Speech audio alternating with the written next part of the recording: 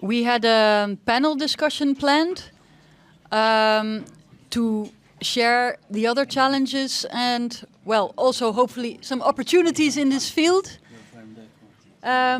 We have 2 mics, and we can move that around who's going to discuss the first thing. We are also open for feedback from the audience or questions, but the main thing is we will start with some questions so that we can start the discussion about what kind of challenges we are facing, apart from what we already had in the 2 morning discussions. So one of the things was, what other challenges do you see in this field? And I'm now giving the floor first to Igor. I remember that we have spoken about some of these things, and please feel free to share your challenges. I think that there are many problems with this new field of new water science, or of emergent properties of water. And I think that what Anne presented with is one such example, or more examples, which means that we must be very careful about methodology of our research work. So to have very clearly in mind what does it mean to have a proper control. And if you do experiments without control, which I suppose were the experiment with xerocidril, yeah? I mean, I cannot imagine control of these experiments. Then you must be even more cautious. How do you do such experiments? Because we see that you can get contaminants that spoil your results, spoil your outcome, and you can repeat and augment this for, let's say, 20 years, yeah? 20 years of certain road that is based on improper methodology. So I think this is one important issue that stems from, let's say, our research group who is doing the research in emergent water properties. You know, it is let it be homeopathically diluted and potentized water, or transfer of this ultra-high dilution signal, or some other method of informing water. Yeah? So there are plenty of possibilities. We know that even magnetically treated water or water exposed to electromagnetic fields can store some information and express it in living beings. Or it can be measured by, let's say, physicochemical methods. Now, this is one thing. The other thing is that we face problems from the outside world, let's say from the contemporary established scientific field, which not only opposes new water science or science of emergent properties of water, but it is even scornful to it. And what we can see, and I think it was also presented in one of presentations, that there is a lot of evidence from the, let's say, published articles that stem from the experimental work and that appeared in peer-reviewed journals in various articles, some of them with relatively high impact factor. So from this standpoint, they are, let's say, coming slowly into the so-called established science, or at least established journals, yeah?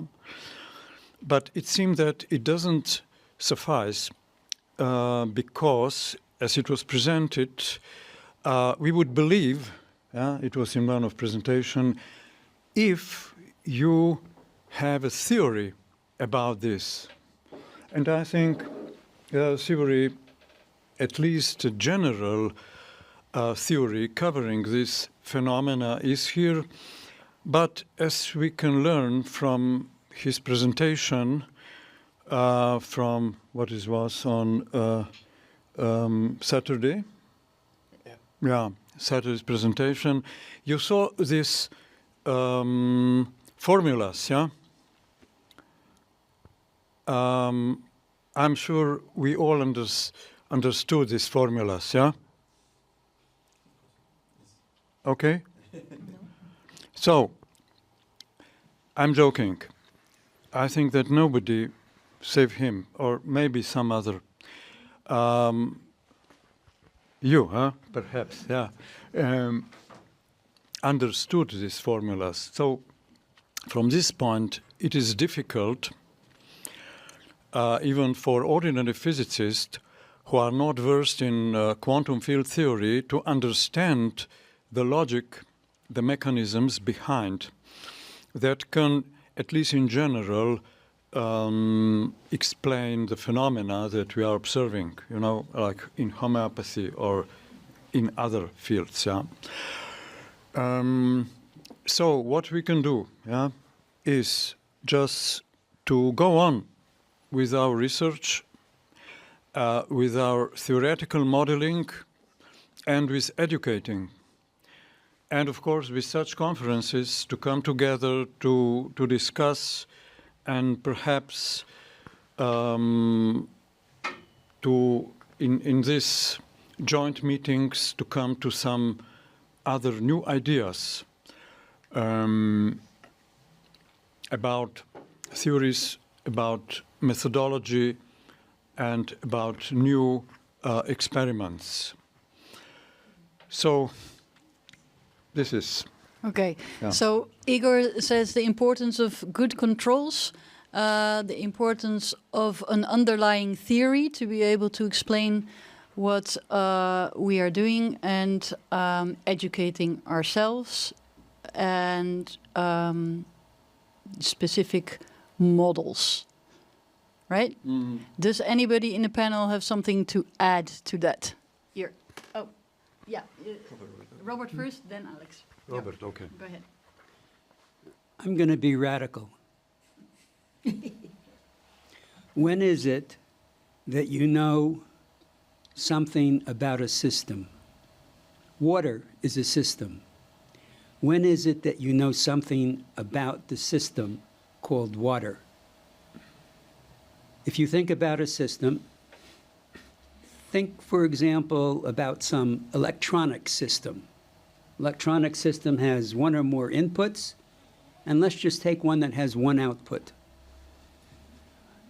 What goes on in the electronic instrument, it's broken up into subsystems. The subsystems are connected to each other. And on the basis of that model, the engineer can say, this is what will happen if you put these kind of things in the input, then this is what the output will be. With water, your inputs are the treatments.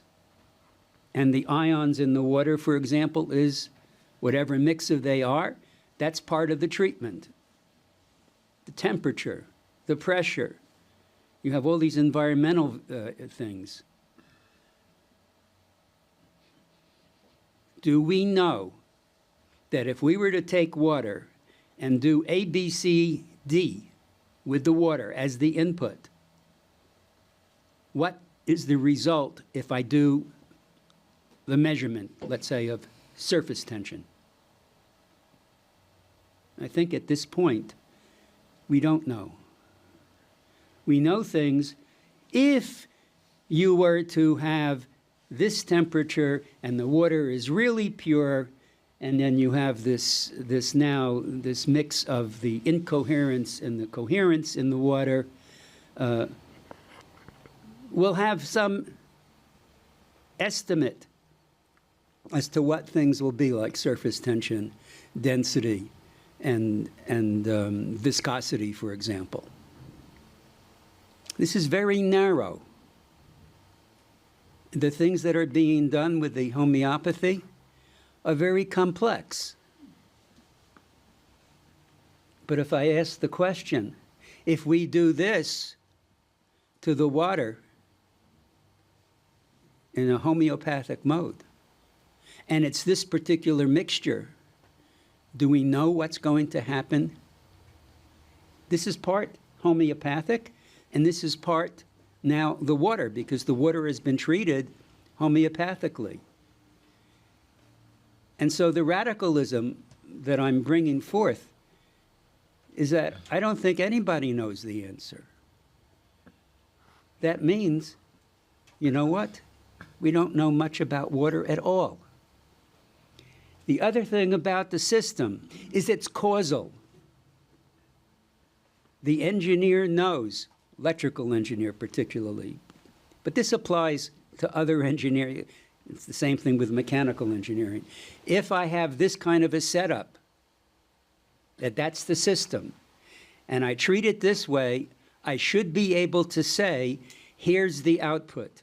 Not just deterministically, I can say it probabilistically, because we know there are things that are perturbing whatever is going on, and the measurements are not going to be deterministic because of, you might say, because of things which are uncontrolled for.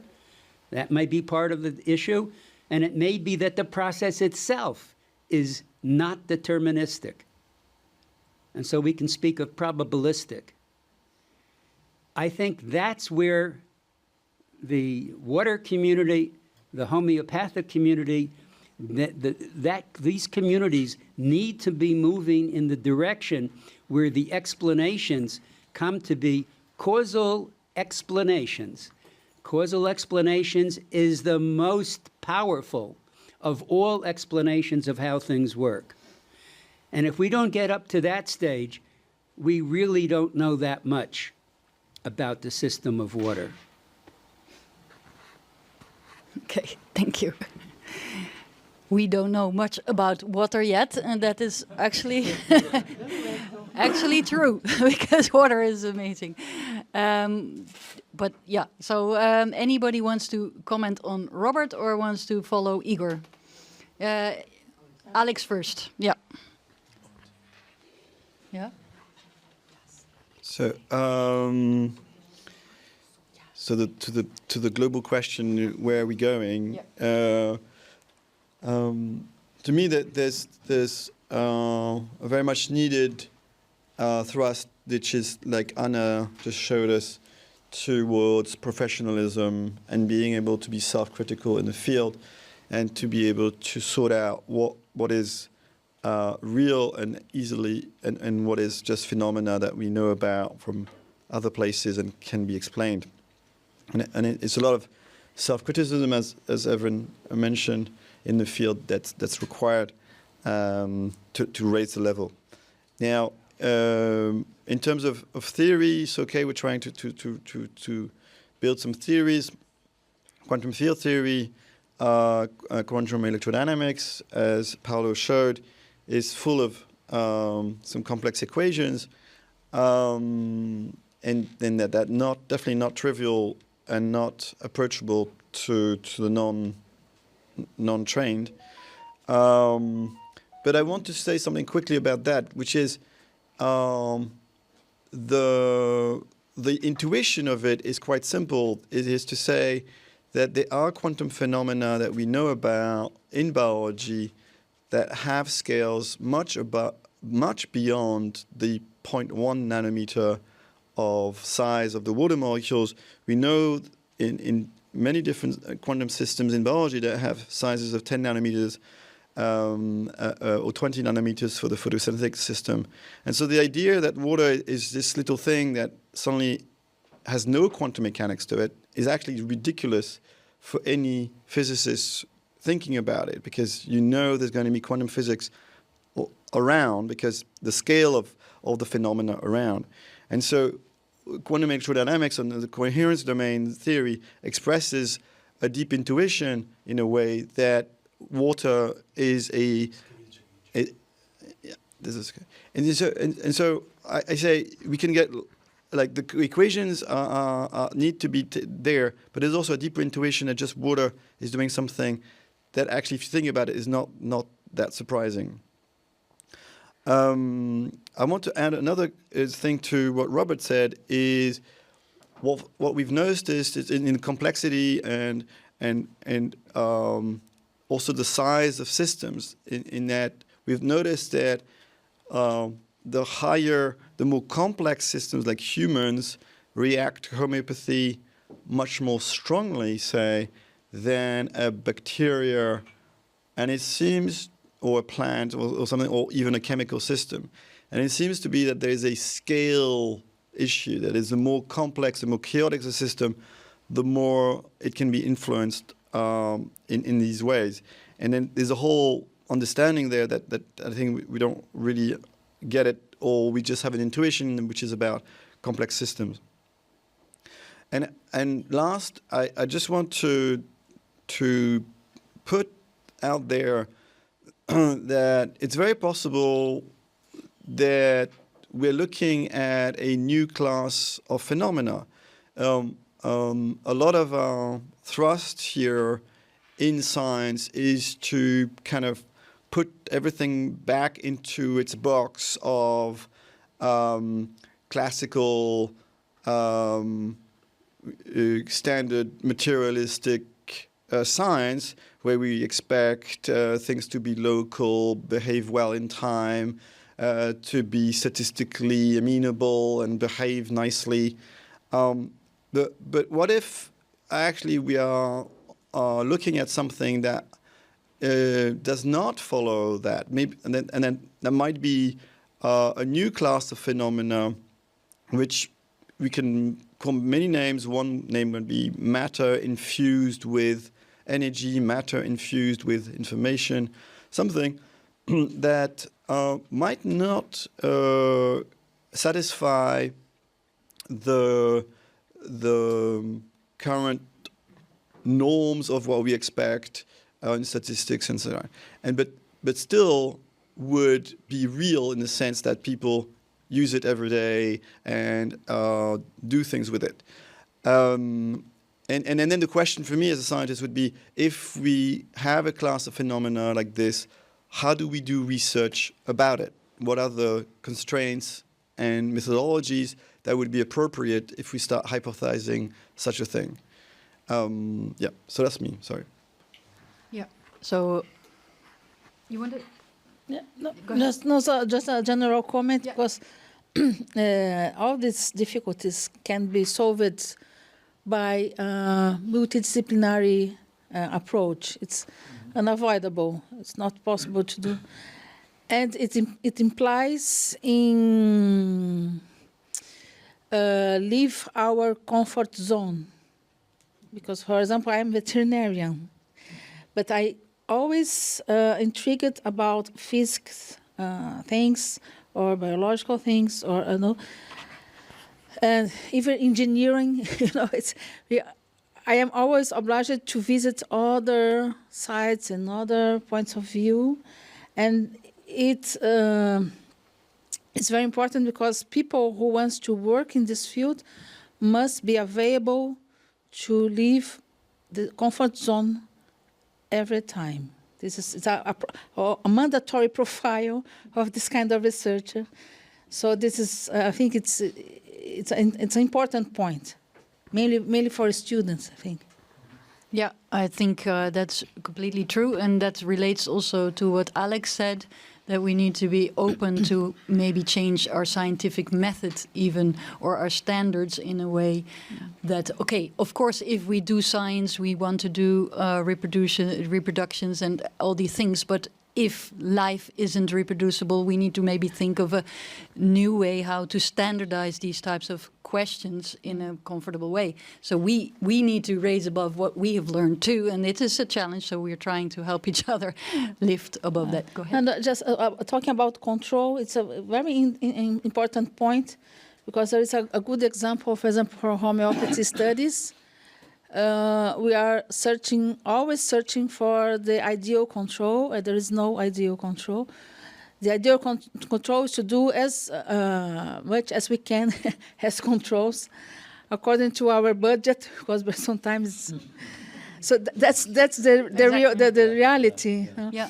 And for example, use succussed water as a control, or the same potency, water potency, regarding to the variable you are studying. For example, you are studying something 200 CH, you have to use control water 200 CH, or just succussed water.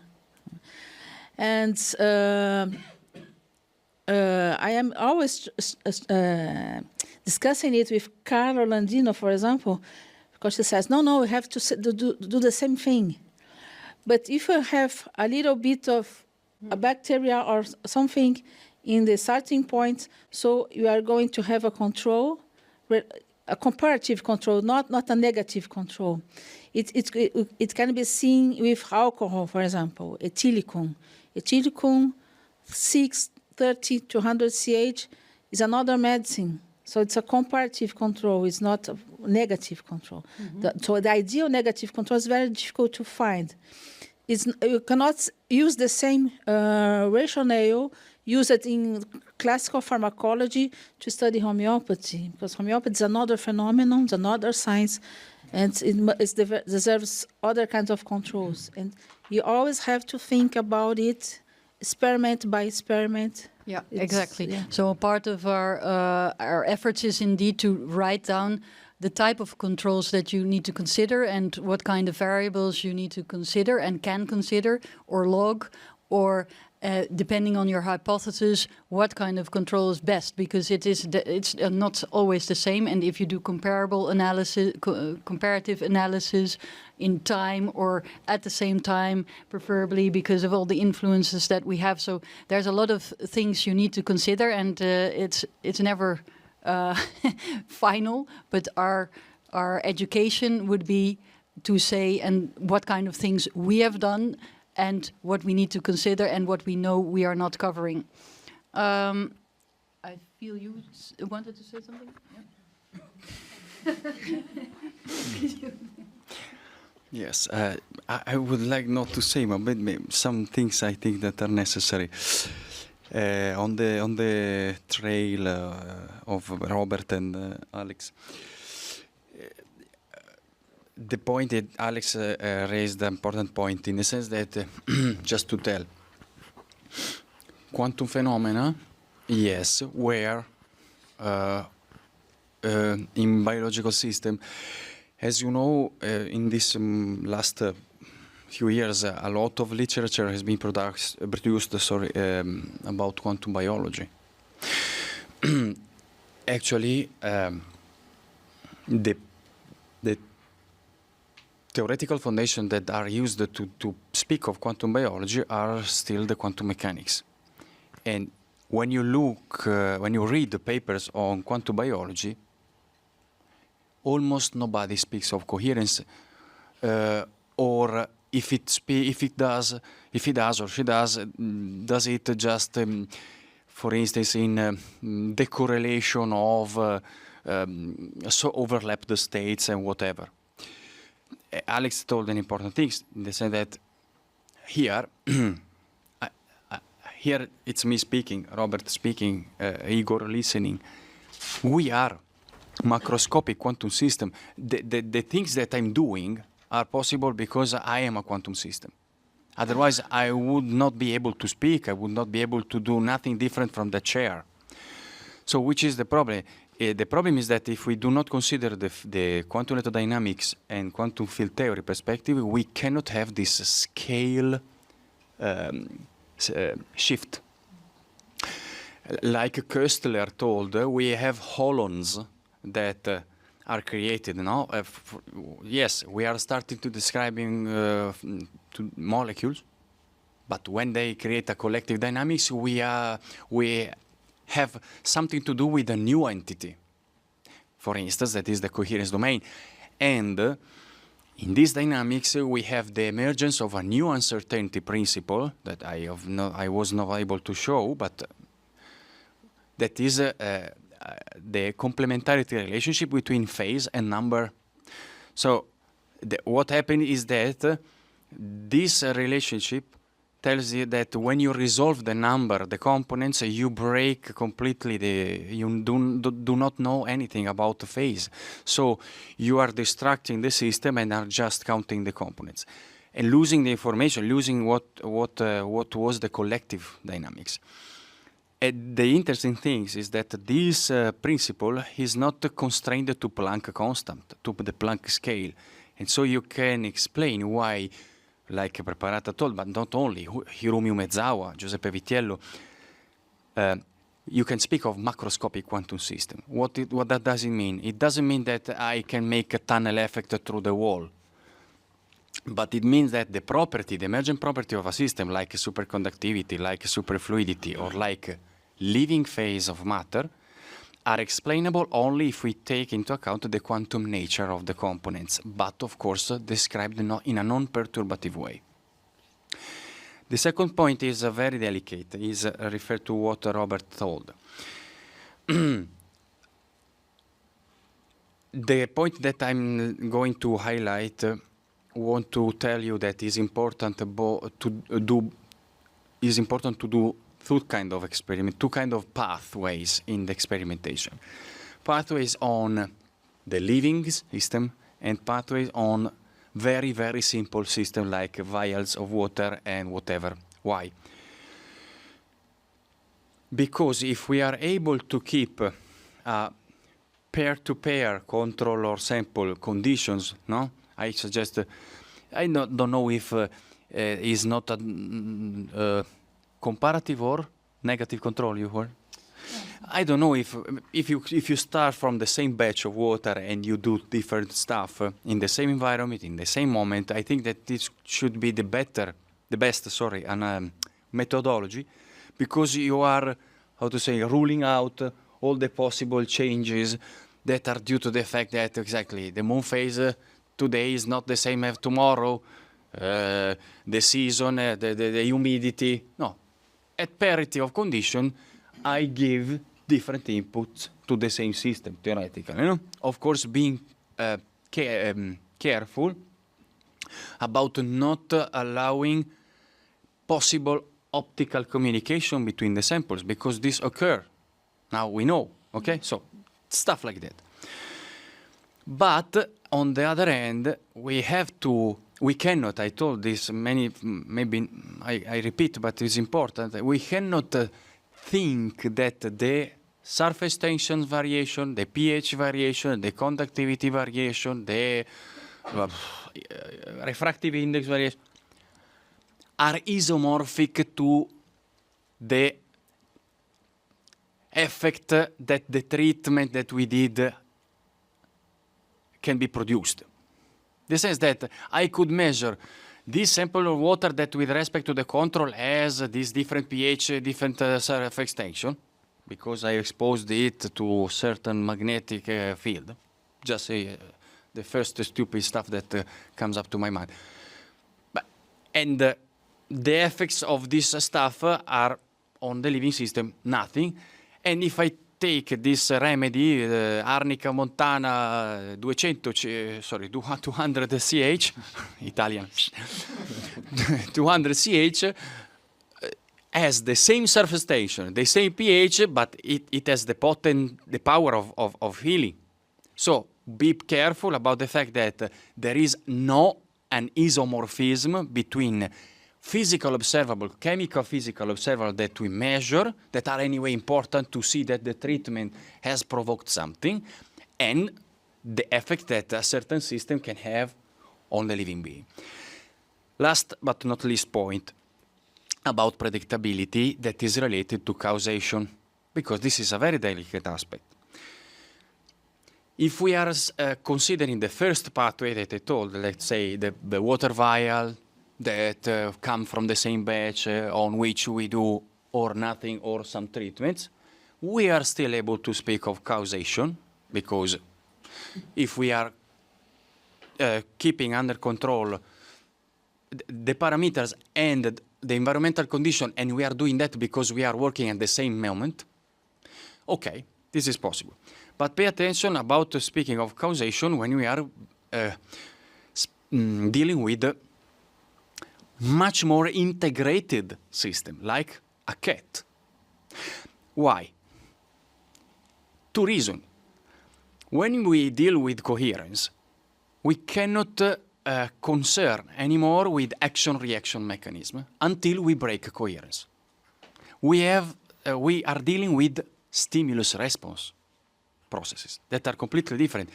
Like Emilio Del Giudice told, nobody knows what happens if I give a kick to this cat, because this cat could make many things. But if I give a kick to a stone, I can describe the process with Newton action-reaction laws. So we are in front of two different kind of systems. Causality in the second one, the stones, can be actually formally decided. In the other, not. For the second aspect, until I do not break coherence, I have stimulus responses. So I give this little stimulus to water, not breaking coherence, and I change coherence, but in a way that depends on the story. If we are speaking of the samples of the cuvette in the previous, we can manage and we can keep out, extract something consistent. But if we are speaking of living system, the problem is that a living system is not an object, in the sense that you can say which are the causes of the generation of a fetus, and you could have 10 scientists. The first stop to feed the mother. The second stop to let the mother breathing. The third one stop to the mother to move. Any one of them will tell, oh, I discovered the cause of the generation of the fetus. The first one we say about food, the second about air, the third about movement. Is it clear? So this is a very complicated stuff, because when you have a process that is an open system, thermodynamically open system, what is cause of what else? In the sense that why this dog is manifesting this symptom now belongs to the whole reality, to the whole bundle of relationships and quality that uniquely and unrepeatably, that dog condense. That's why, in this kind of situation, we need let's say, a lot of statistics, in the sense, many samples, big classes of samples. I gave Arnica montana 20 CH to 100 cats that had this kind of problems, and I saw this. And you have an idea. Otherwise, and you can infer a sort of causation. Otherwise, it's not so easy, because otherwise you risk to make the mistake of the researchers with the fetus generation. That is just a paradox, of course, but that told, oh, I stopped to feed the mother and the fetus stopped. Okay, the cause of the fetus is the food. It's too simplistic. That's the point, just to give you some hints. I see also a remark from Jasper, he said we also need to discuss the cost of research and how much precision is needed. NMR, electron microscopy are too expensive to make the research broad. The ANOVA statistic calculates the residuals to accurately understand the deviations from the mean and whenever possible increase the number of repetitions, etc. So yes, is he still available? He wants to do. We, of course, the cost of research is an issue. We have a funding issue in our field. We are hitting that our heads to that everywhere, but we need to. That's why we need to collaborate and try to find more sources of income. One of them was what I thought, to collaborate more with entrepreneurs and to have them fund the broader research, fundamental research types of questions. Another is, to build our solid science, to propose to bigger research bodies that this needs to be funded. That's a long-term process. I mean, we're doing it even with Sergio Ribeiro on the UN level, but there's suggestions by Robert to introduce white papers so that we can put it into certain scientific bodies. And for now, we just need to do with who wants to collaborate and who has what in expertise and who is willing to do the experiment. And maybe Anna can say how long she can continue with this type of research, because it's a lot of effort in her institute. And maybe even you want to also share your own ideas on the challenge, the first question we had. Okay. Now this is something completely different, even though I would like to respond to your question, Everine. Go ahead, do whatever you want. Yes, we still have a few years and some instruments running, so if people have samples, I'd be welcome to look at them. But we need several milligrams to see an NMR signal. Anyway, some of the fundamental ideas I was thinking about in preparation for this panel was that one should not underestimate water, because from the human perspective, water is just ubiquitous, it's everywhere, so we don't pay much attention to it.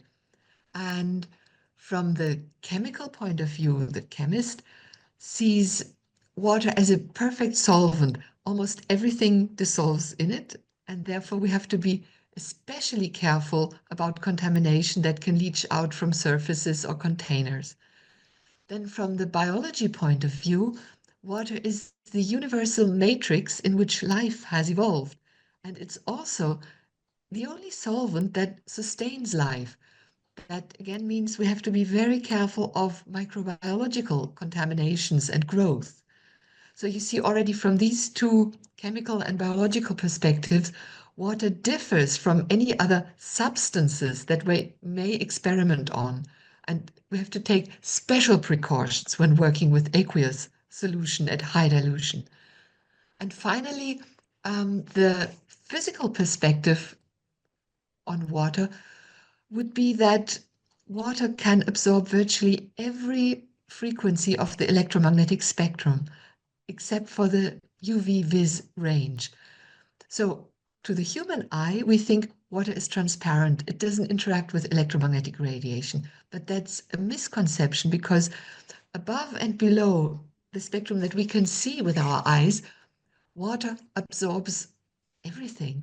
And therefore, we have to take special precautions not to be misled by our impression, but think about possible interactions with electromagnetic fields and whether and how this may relate to the storage of information.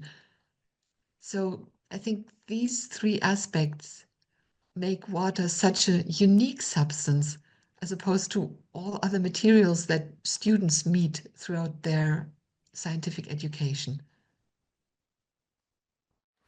Yeah, completely correct and very valid how you described it in these categories. Thank you again. Robert, you wanted to say something? I'd like to introduce another word. The word is frequency. It can be that what's going on in the homeopathy has to do with frequency. It has to do with frequency in two ways. I was speaking with Leoni just before, and she was telling me of what happens if you make a graph of the effectiveness against concentration, potency. And the graph she was telling me is oscillating. That's frequency. Now I'm going to say something that you might think has nothing to do with this. Kepler, famous Kepler, hundreds of years ago, wrote a book called Harmonies of the World. What's in this book has to do with frequencies. He's looking at the planets. He's looking at how long it takes for a planet to go around. He's using things that could be diameters of planets. I don't know if at the time if he worked that they had masses of the planets or approximations of those. And he was showing that all of this fit together like a symphony.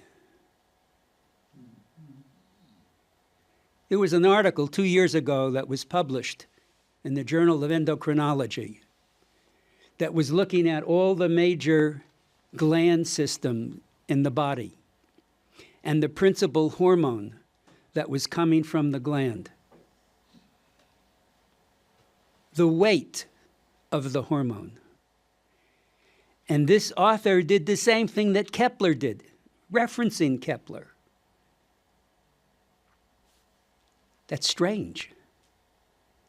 The weight of the hormone produced by a gland within all of the gland systems in the body is acting with resonances, is acting with, in the world of frequencies. What Paolo was talking about also goes with frequencies. He's talking about not quantum mechanics, he's talking about quantum waves, the waveform side of it. We have this duality almost between that which is the particle and that which is the wave. And when we think about the water, we're not thinking about the wave. And somehow or other, that wave is very, very important. It's another concept that has to be taken into account. And maybe another one is, don't think of water as a chemical. Exactly. That's the point.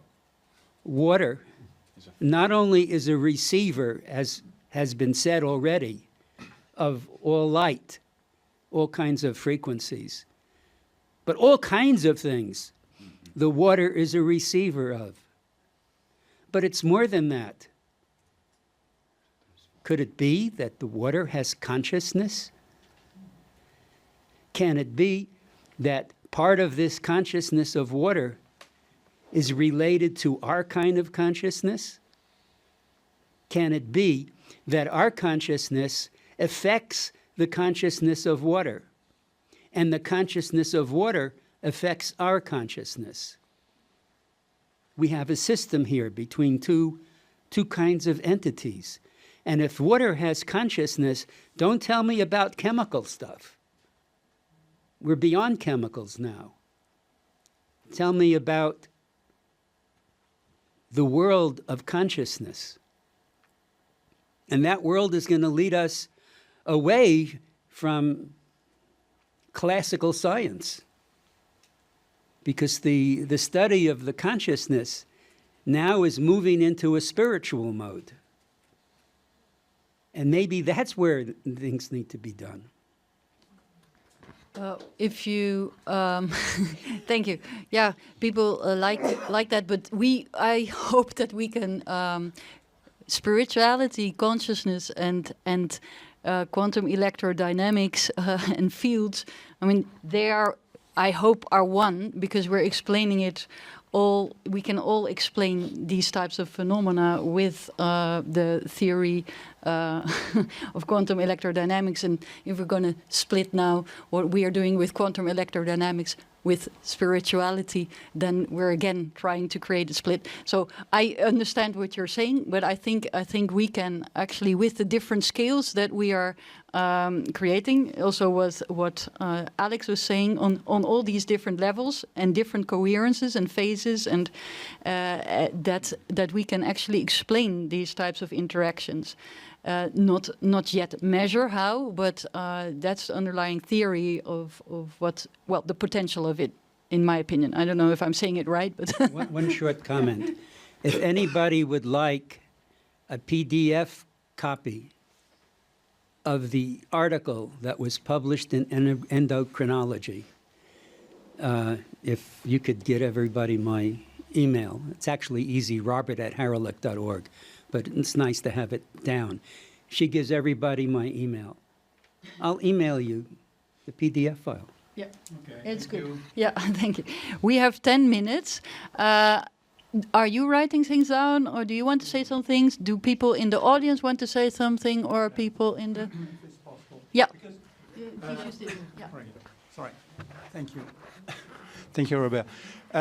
In the beginning of your talk, you speak about the electronician or engineer, the input and output. Okay, it's great. But I'm thinking about a new concept now is the quantum computer.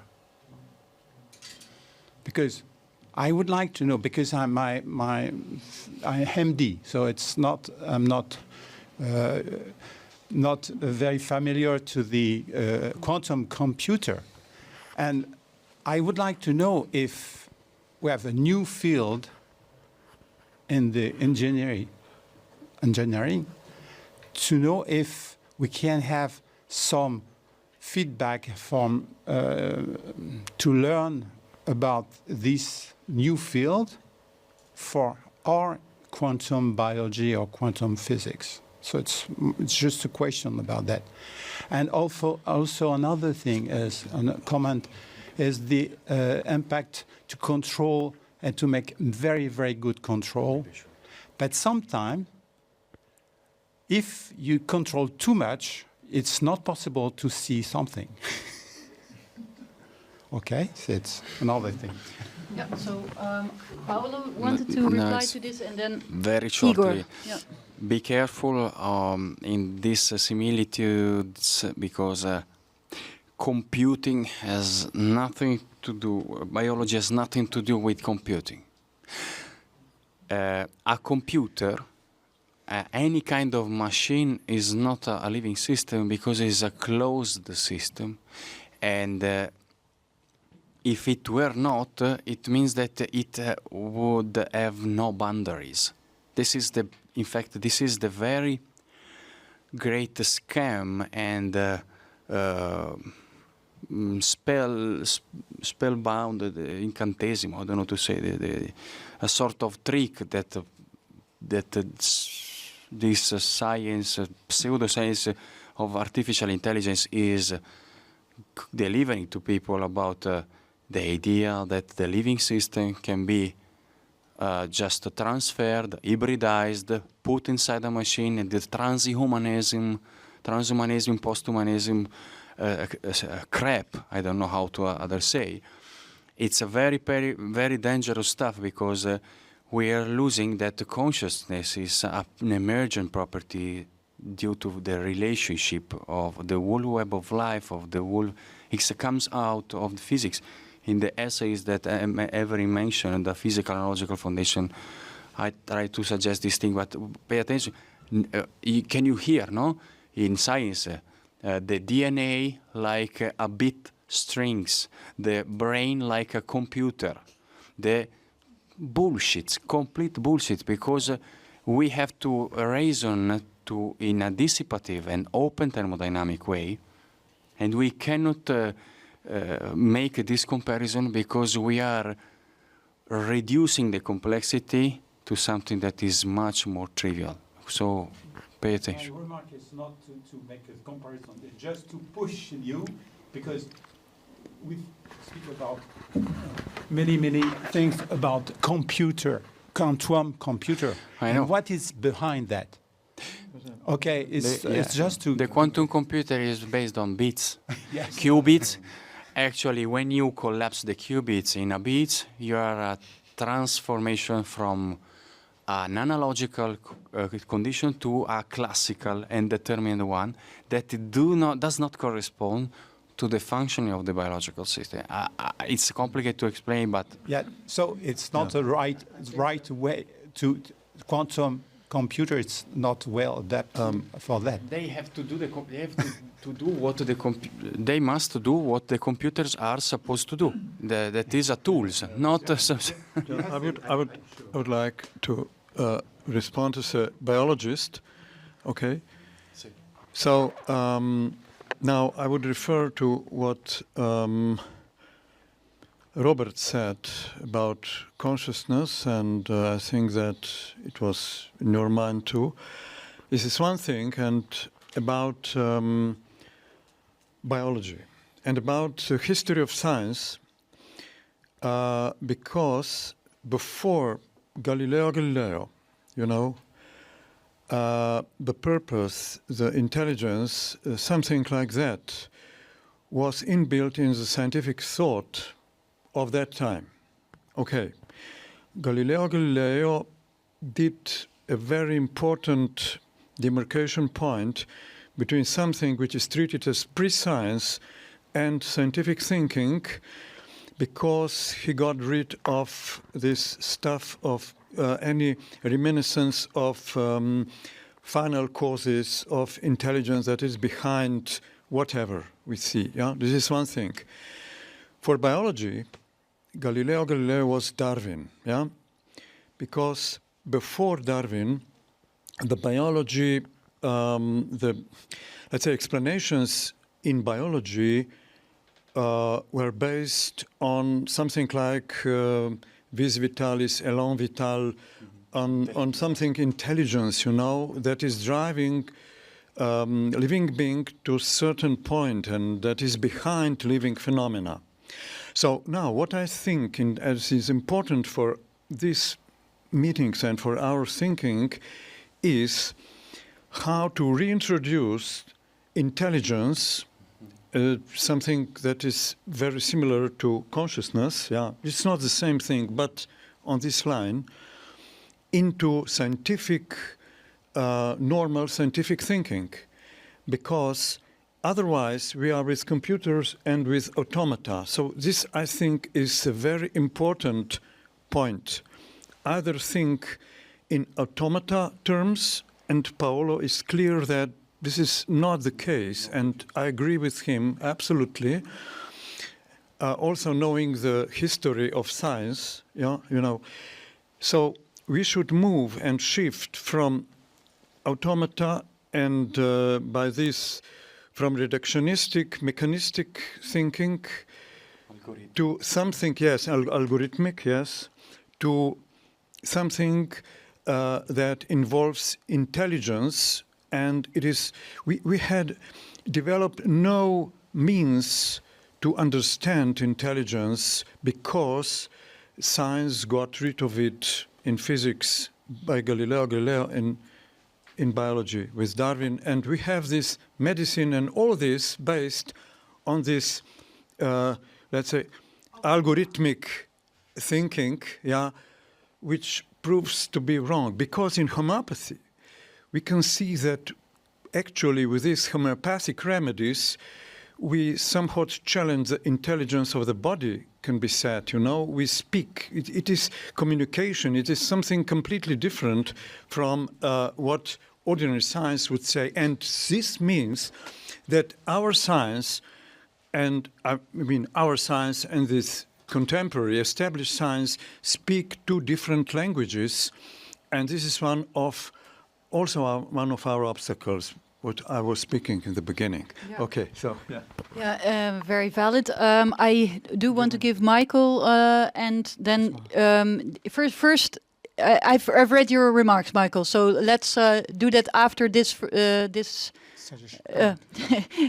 remark, and then I would like to add what Dr. Paolo said, the quantum computer, the normal computers use the binary, zeros and one. And I think the quantum computer uses, yes. So that is the main difference. And what I understand from Dorfman is to use the quantum computers to assist the scientists to do the analysis and find solution. Is that what? No, it's not just because quantum. Many people speak about quantum, and would like to be very clear about what. Yeah. Okay. So, Michael, what you are saying is very important indeed. We are studying dynamical systems, and we discussed it a lot. But please tell it to the audience. Yeah. So basically, I think we need to understand what we're dealing with here. We're dealing with a dynamic system that has a bond length duration of 10 picoseconds. So that you could say it's not a bad starting point to use that as the speed of life. So we are totally blind to everything that is moving within us. We talk about 100 billion times per second, and sometimes even faster than that, sometimes 1,000 billion times per second.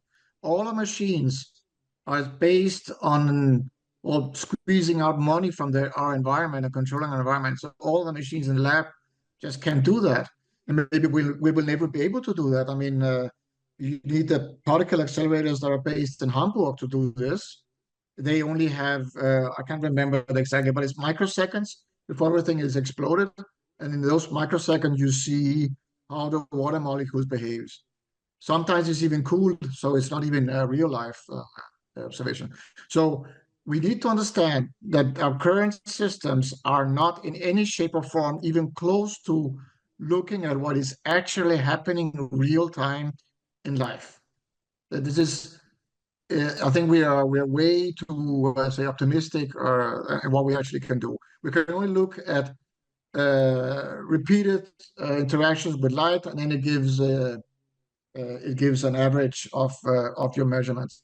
And an excellent example I'm doing now, FTIR, the infrared spectroscopy, and I see this, it pings out about once per second, which is super fast. And in that term, once per second, it gives you these absorbance. It looks like this. It changes a little bit. Nobody's even looking at that. The change of absorbance or over a second. In 1 second, 100 billion occurrence events has gone times the amount of molecules. I look at 2 millimeters. I don't know. You can do the calculations.